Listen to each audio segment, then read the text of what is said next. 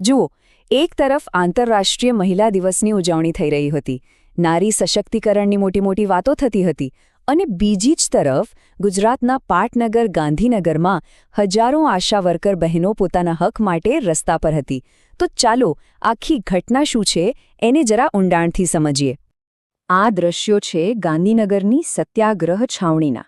હવે આ જગ્યા વિરોધ પ્રદર્શનો માટે જ જાણીતી છે. અહીંયા જ હજારોની સંખ્યામાં આશા વર્કર બહેનો પોતાની લાંબા સમયથી જે માંગણીઓ હતી એને લઈને વિરોધ કરવા માટે ભેગી થઈ હતી.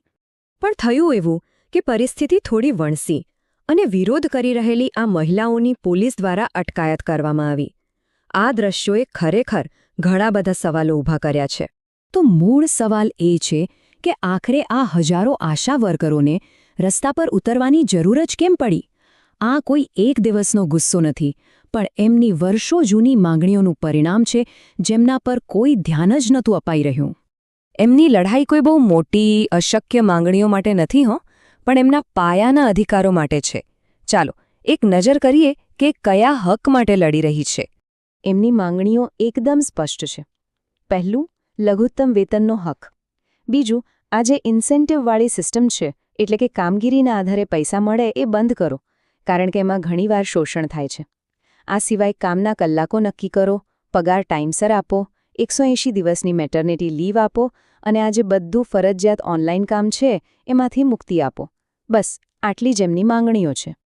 હવે આ માંગણીઓ કેમ આટલી જરૂરી છે એ સમજવા માટે એમનું કામ કેવું હોય છે એ જાણવું બહુ જ જરૂરી છે. એમની નોકરી કોઈ 9 થી 5ની નોકરી જેવી બિલકુલ નથી. આ કોઈ કાલ્પનિક વાત નથી.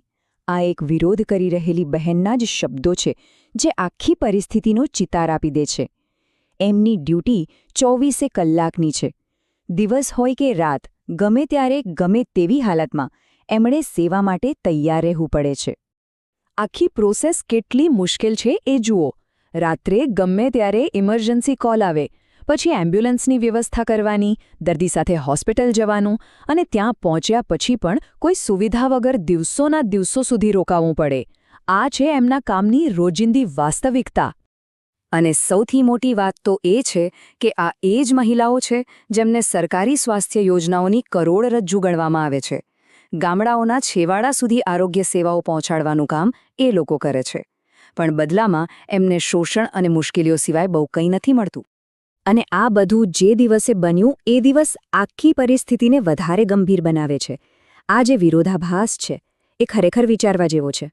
એક તરફ સરકાર નારી સશક્તિકરણના મોટા મોટા કાર્યક્રમો કરે છે, ભાષણો આપે છે, અને બીજી તરફ વાસ્તવિકતા શું છે? એ જ મહિલા દિવસે પોતાના હક માટે અવાજ ઉઠાવતી મહિલાઓની અટકાયત કરવામાં આવે છે. આ બે ચિત્રો બધું જ કહી દે છે. એક પ્રદર્શનકારી બહેનના આ શબ્દોમાં એમની પીડા અને ગુસ્સો બધું જ સ્પષ્ટપણે દેખાય છે. એ લોકો સ્પષ્ટ માને છે કે મહિલા દિવસની ઉજવણી ખાલી ભાષણો પૂરતી જ છે. જમીન પરની હકીકત તો તદ્દન અલગ જ છે. તો આ મડાગાંઠ પછી ભવિષ્યમાં શું? આશા વર્કર બહેનો તો પોતાની માંગણીઓ પર અડગ છે અને અત્યારે તો કોઈ સમાધાનના સંકેત દેખાઈ રહ્યા નથી.